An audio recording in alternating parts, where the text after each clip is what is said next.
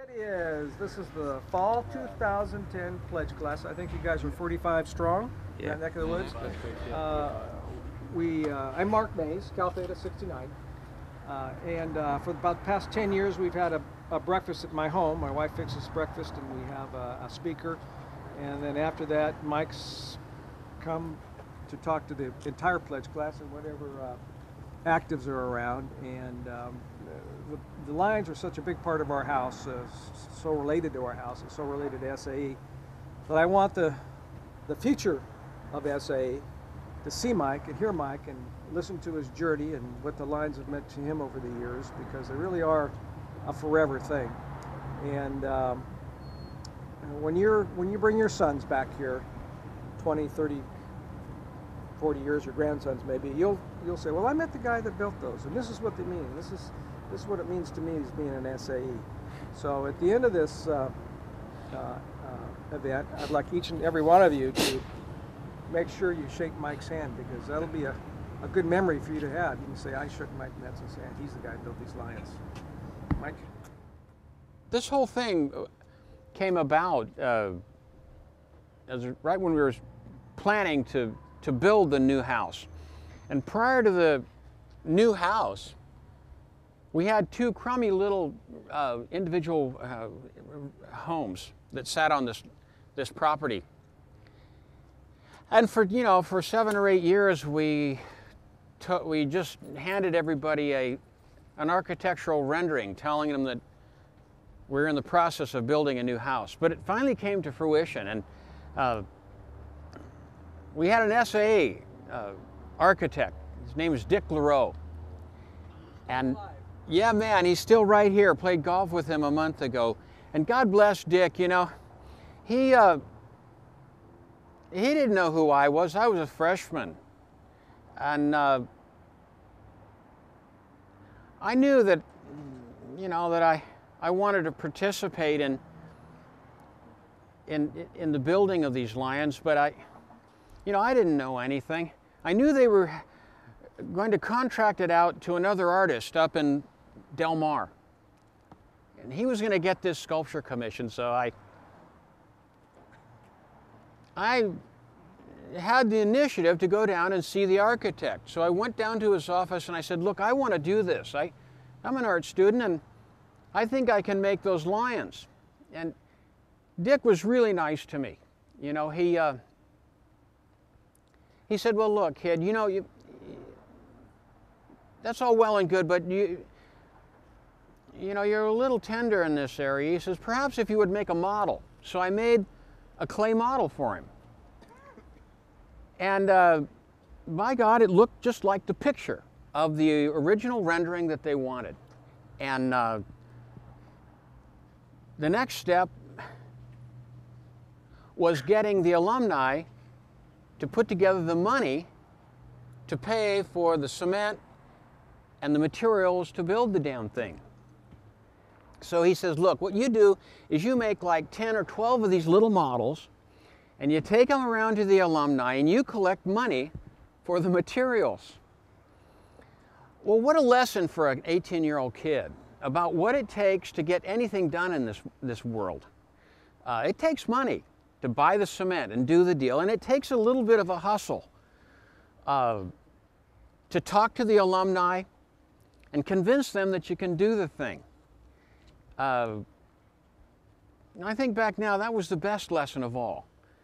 So the end result was that I actually convinced a few of these guys. And that summer, I made a model. I made the original model was 2 feet taller. They were like, now this thing here is 6 feet or 7 feet. They were almost 9 feet tall. And so anyway, the way the thing was made is that there was an original model, and then the board finally approved the model, the plaster model. And I made a fiberglass mold. And so the mold was made in pieces, about 6 or 8 pieces. And then the mold was brought out to the front of the house and we bolted it together. Now, the next step was pouring the cement. And so I wasn't really sure how to do this. I didn't know shit. I'd had read about the early bronze castings in the Renaissance, whereby the large pieces were cast underground to support the framework of the mold, so that the bronze on the inside would equal the pressure on the outside. So what we did is we created a giant box and filled it with sand. So as we poured the cement into the fiberglass mold, we shoveled sand into a box around the outside. So as the cement rose, the sand rose on the outside to equalize the pressure.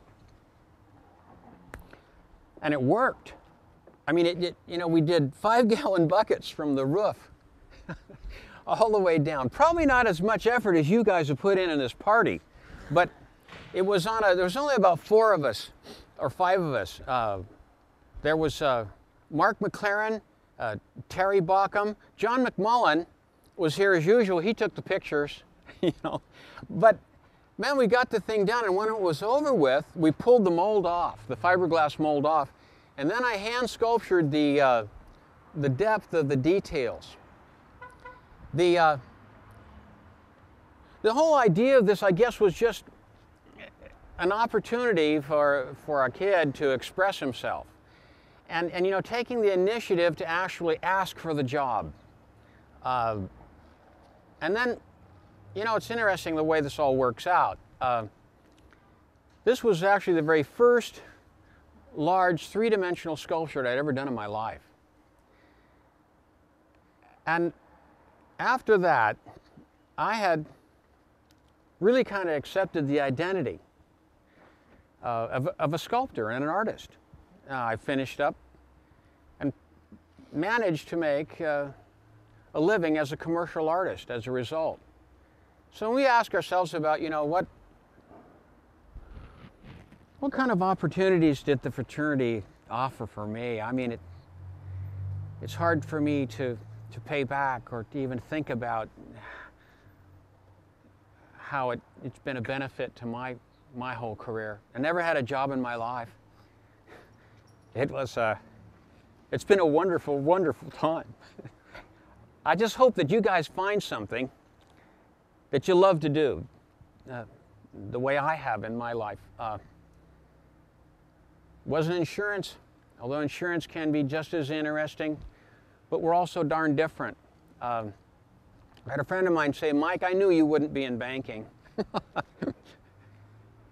But the end result is that these things have stood here for years and years, even in the hard times. We've got 10 tons of statuary here. After nuclear war, they're probably going to ask what these things were for.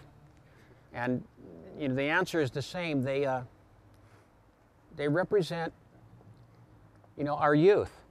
They represent that fleeting moment in our lives, when we're full of piss and vinegar and made of rubber.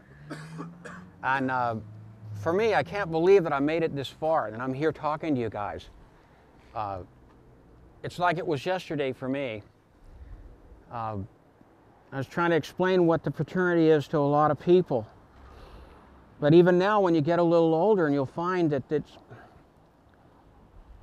somehow it's a magical elixir that makes you feel younger all of a sudden. When you start thinking about it, you remember how wonderful it was to be with your friends and to have this fabulous opportunity, this privilege of being here and being an SAE. You guys know all that. And just for a moment, I get to come back and share it with you. This is a real tribute to what the fraternity provides for us all. Look at this party you guys are putting together tonight. I'm so impressed. I'm going to come back tonight and visit. We're invited. Yeah, man. So that's all I can say, you guys. It's my pleasure to be here, and I'm happy to know that that you guys know how these lions are made now and what they represent. Hemingway did a good job of defining that whole idea of fleeting youth. And his symbol was lions. They were lions on the beach. And when the old men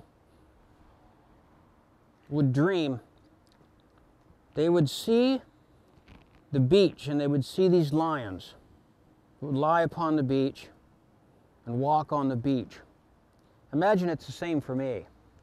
And it probably be the same for you guys too. These lions are wonderful symbols. You know, they'll probably be here long after we're gone. I can't think of anything else to say, you guys. My pleasure again. Happy days.